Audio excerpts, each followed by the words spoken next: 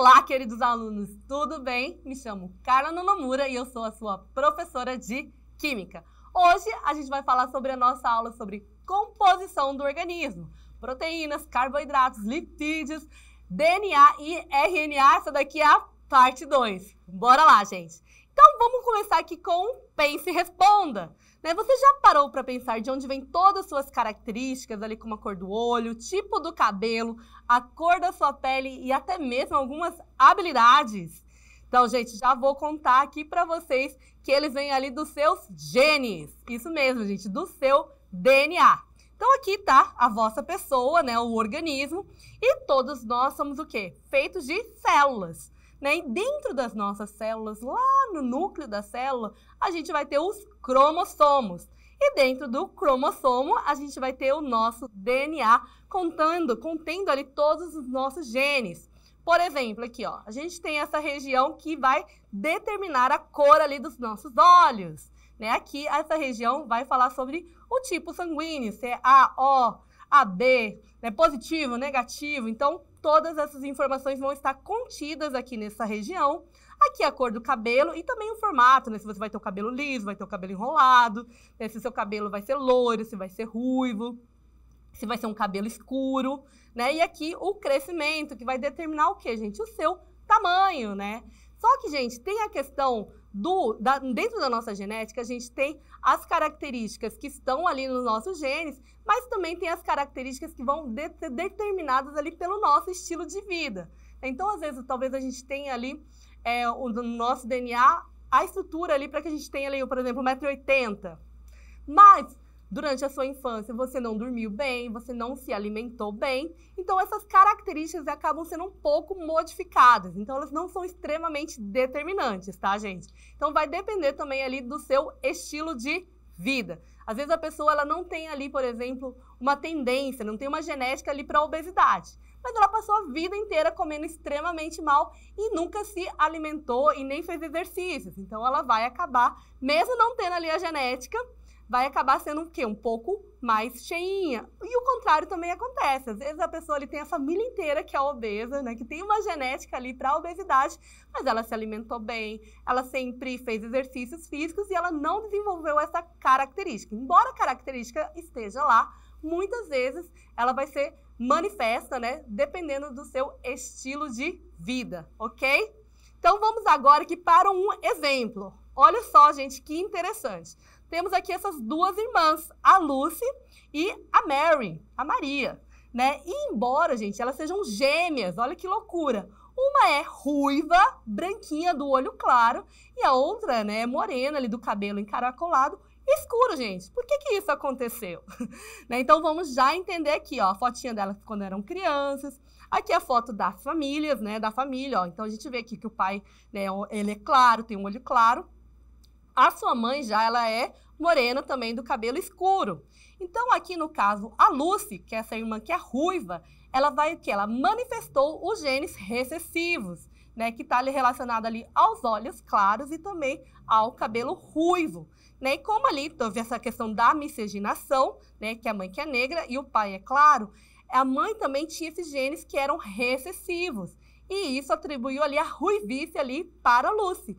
Já, gente, a Maria, ela ficou com os genes dominantes, que é ali do olho escuro e do cabelo escuro, Bem interessante isso. Vamos entender como que isso funciona, tá? Então, lá dentro dos genes, lá nos gêmeos, a gente vai ter o quê? Os gêmeos que podem ser univitelinos, que são aqueles que são geneticamente iguais, que são aqueles gêmeos padrão ali, que os dois são bem igualzinhos. E a gente tem os gêmeos bivetelinos, que são os gêmeos que são geneticamente diferentes, como que é o caso ali da Lúcia e da Maria. Então, aqui no caso dos univitelinos, a gente vai ter um espermatozoide, um único espermatozoide e um único óvulo, que vai ser fecundado, vai produzir ali o zigoto, vai ter a multiplicação e a partir, dessas células, desse único DNA, vai ser produzido duas pessoas, que embora sejam diferentes, sejam pessoas distintas, elas vão ter a sua genética idêntica, Então, por isso que a gente fala ali que são gêmeos univitelinos. E eles também vão ter o compartilhamento ali da placenta, tá, gente? Já os bivitelinos, que são os que são geneticamente diferentes, para cada um dos gêmeos vai ter um espermatozoide diferente e um óvulo diferente, né, que vai produzir um zigoto do gêmeo 1, por exemplo, dessa menininha, e o outro menininho, né, ele também teve um espermatozoide e um óvulo específico para eles, né? Então, eles vão ser geneticamente diferentes e também vão ter ali, ó, placentas separadas. E aqui, ó, para vocês entenderem um pouco melhor esse conceito, eu trouxe aqui essa história, essa outra história aqui de gêmeos. Olha que interessante. Então, aqui a gente tem um casal de irmãos gêmeos, né, 2 homens, que se casaram, gente, com 2 irmãs gêmeas, também idênticas. Porém, gente, como vocês podem ver, infelizmente aqui, ó, acho que todo mundo, né, ficava com aquela expectativa que os filhos, né, por eles serem idênticos, nascessem relativamente parecidos. Mas não, gente, ó, esse daqui veio com um cabelinho mais claro, esse daqui com um cabelinho mais escuro.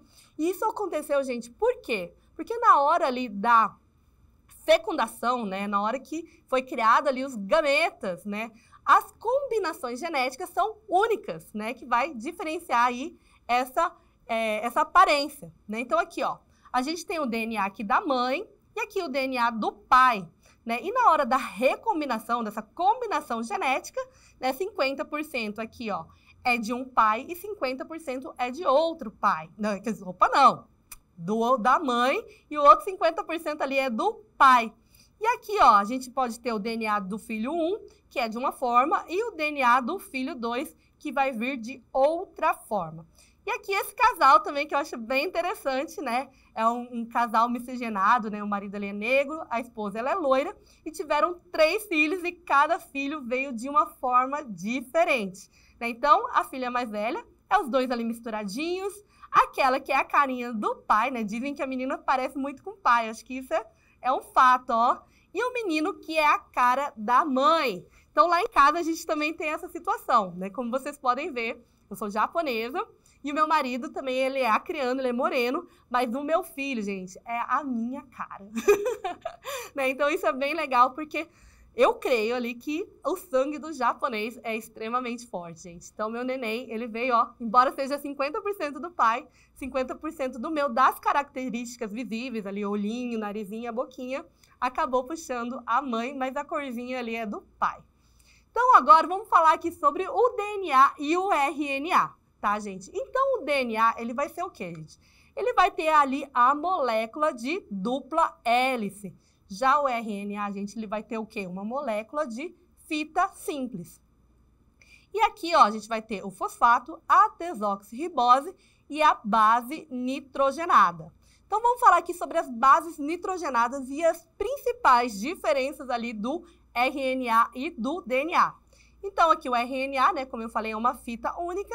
Aqui no DNA é uma dupla hélice, né? Uma fita dupla. Então, ambos aqui em relação às suas bases nitrogenadas vão ter ali a citosina, vão ter ali a guanina, vão ter a adenina, mas no caso do DNA, a gente vai ter a timina e do RNA a gente vai ter a uracila, tá? E qual que é a função ali do DNA, gente? O DNA vai ser responsável pelo armazenamento e também a transmissão da informação genética ali do organismo e também da sua descendência, né? E os genes vão conter o quê? As instruções ali para a síntese das proteínas, tá, gente? Que vão dar ali a questão das características, né, determinantes hereditárias. Aqui o RNA, gente, ele vai ser, qual que vai ser a função do RNA? Então, ele está envolvido ali na transcrição, na tradução das informações genéticas que estão ali contidas no DNA. Então, a gente tem o RNA mensageiro, que vai fazer o quê? Ele vai carregar ali as informações ali do DNA para a síntese proteica. A gente tem o RNA transportador, que vai traduzir o código genético em proteínas, e o RNA ribossômico, que vai fazer ali parte da estrutura dos ribossomos, tá? E aí, o nosso corpo, gente, já fazendo aqui essa transição para a gente começar a falar sobre as proteínas. Então, o nosso corpo vai produzir mais de 100 mil proteínas diferentes, né? A partir ali das combinações dos 20 aminoácidos que a gente produz. E essas proteínas vão o quê? Vão determinar as características, né? Como a nossa saúde e também as funções biológicas. Então, aqui temos o DNA. E aí, a gente vai fazer a sua transcrição a partir do RNA. E a partir dessa fita de RNA, a gente vai ter a produção das proteínas. E são as proteínas, por exemplo, que vão dar ali a cor dos nossos olhos, a cor do nosso cabelo e assim por diante. Então, vamos falar agora sobre as proteínas. Então, aqui, ó, as proteínas, gente, elas são formadas por aminoácidos, né? Então, a gente tem ao todo, né, 20 aminoácidos que a gente pode produzir e tem alguns que não são produzidos ali pelo nosso organismo, tá? Que a gente precisa fazer a suplementação.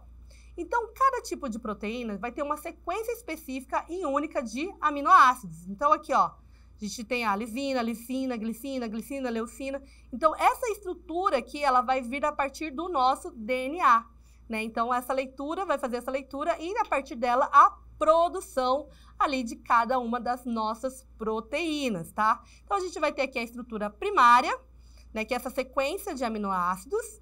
A gente tem a estrutura secundária, que vai ter ali as pontes de hidrogênio, né, que vai fazer esse formato helicoidal, tá? E aí, essa estrutura secundária, ela vai formar a estrutura terciária, né, quando tem essas dobras, né? Então, vai fazer essa hélice que vai se dobrar aqui, formando esse formato de enovelado, tá? E quando a gente junta mais que uma estrutura terciária, né, a gente junta várias estruturas terciárias, a gente vai ter a estrutura quaternária, que duas ou mais cadeias vão se unir ali para formar uma proteína. Então, agora, gente, a gente vai fazer aqui a montagem da nossa estrutura ali das proteínas. Então, vamos lá, ó. Trouxe aqui o meu kit, né, pra gente fazer a montagem dessa estrutura e cada uma dessas bolinhas vai representar o quê? Vai representar um átomo distinto.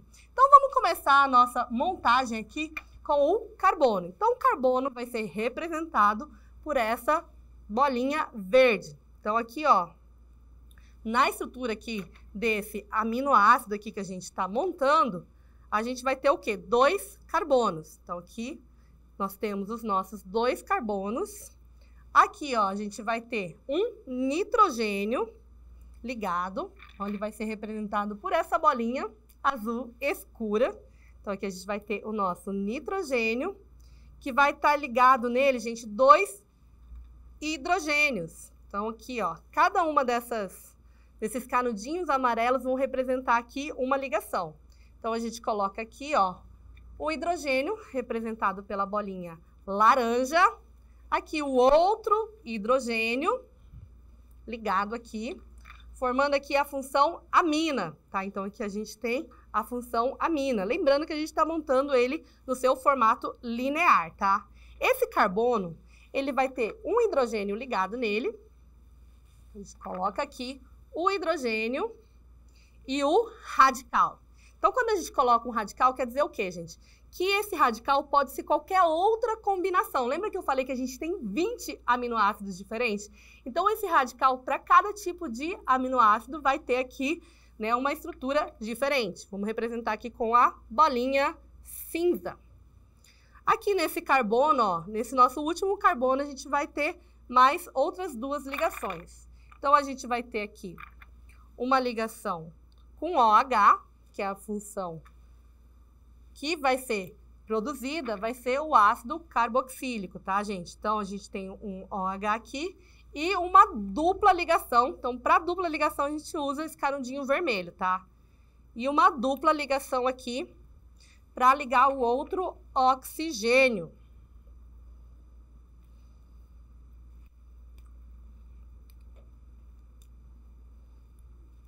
Aqui, é no carbono. Então, a gente coloca aqui a dupla ligação no carbono e montamos aqui a dupla com o oxigênio. Formando, então, uma estrutura de um aminoácido, tá, gente? Então, montamos aqui o nosso aminoácido. Por que aminoácido, gente? Porque aqui a gente vai ter uma função amina e aqui um ácido carboxílico. Então, por isso que a gente chama de aminoácido. Então, vamos falar agora das funções das proteínas.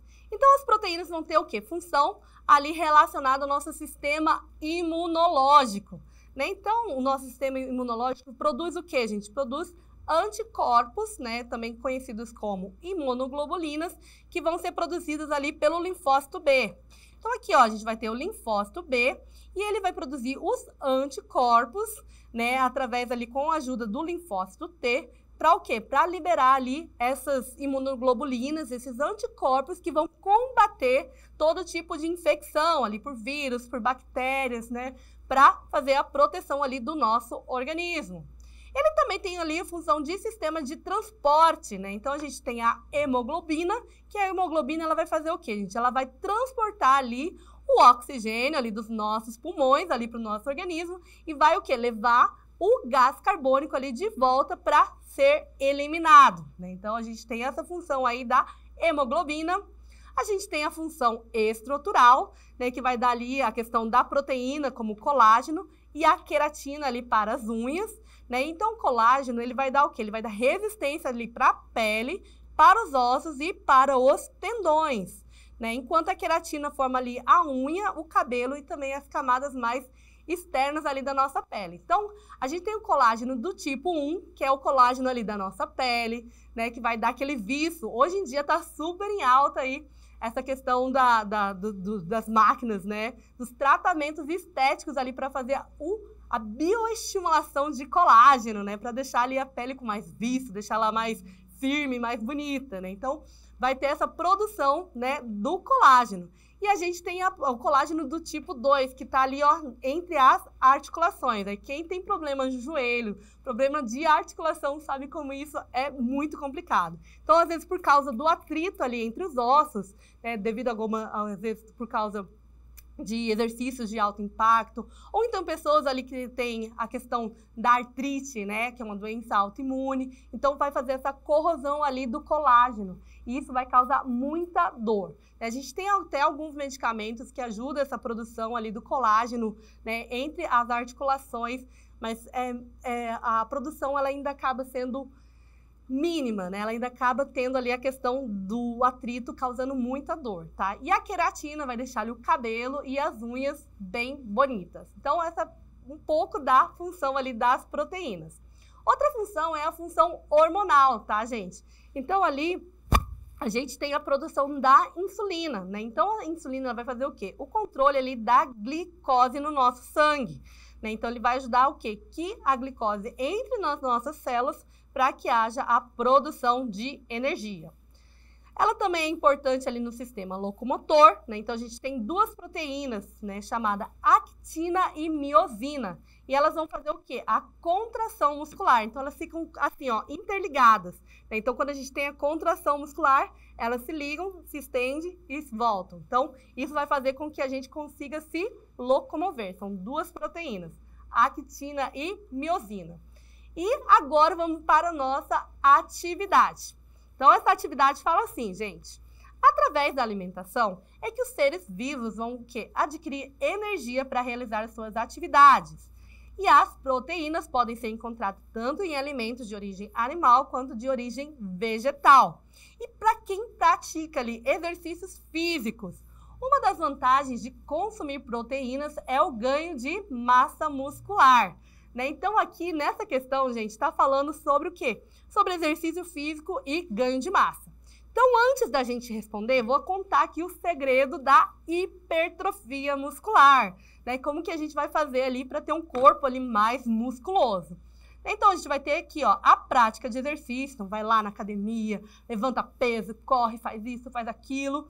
E aí, gente, durante a prática ali do exercício físico, vai acontecer o quê, gente? Vai acabar rasgando ali a sua musculatura, né? Então, quando ocorre isso, né? Quando tem esse dano aqui da tua musculatura, a gente precisa do quê? A gente precisa da proteína, né? Então, a proteína vai ser extremamente importante para regeneração, para recuperação muscular. E quando há essa recuperação muscular, gente, o músculo ele vai ficar o quê? Ele vai ficar maior. Então, esse é o segredo ali para o aumento dos músculos. Por isso, muitas pessoas, né, acabam ali tomando, por exemplo, whey protein, né? Então, já ouviram falar aí dos suplementos, né, que vão ajudar a ganhar ali a massa muscular, ficar mais musculoso? É exatamente por isso. Então, tem ali o treino, rasga, né, a musculatura e a proteína vai ajudar a recuperação e o aumento também ali da sua musculatura. Então, vamos ver aqui as alternativas. Então, coloquei essa imagem aqui também, ó, para lembrar, né, quais são as principais fontes, né, de proteína. Então, aqui, ó, no músculo, ó, que vai ajudar ali no crescimento muscular, né, tem a questão do frango, das carnes, né, dos peixes, queijos e também do ovo, né? Tem aí aquelas dietas, né, comer 20 ovos por dia, gente, é basicamente para isso, para ganho de proteínas. Então, vamos aqui para as alternativas.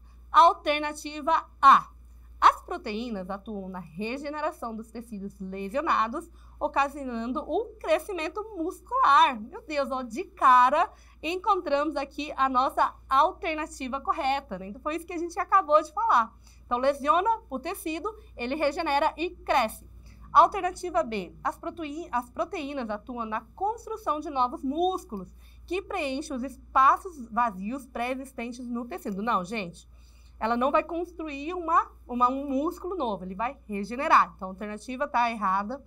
A C fala, as proteínas vão converter a gordura corporal armazenada nas células adiposas em músculos especializados. Meu sonho, gente, imagina, emagrecer só comendo proteína? Não, tem que ter ali um exercício físico.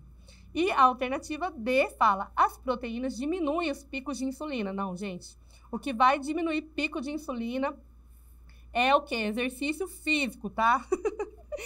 E continua falando assim, ao invés de criar depósitos de gordura, direcionando a energia recebida para o tecido muscular. Também está errado, gente. Não é a proteína que faz isso. Então, encontramos aqui a nossa alternativa correta. Terminamos assim a nossa aula. Espero que vocês tenham aprendido um pouco mais aí sobre o DNA, o RNA, né? Como que a gente é constituído ali geneticamente.